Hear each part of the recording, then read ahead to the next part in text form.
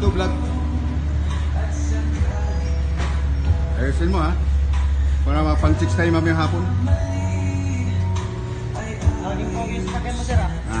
Laging pogi sa sakyan mo. Siyempre. Mana sa amo. Mana sa amo yan. Oo, yun na. Oo. Parang nag-aalaga lang ng babae yan ba?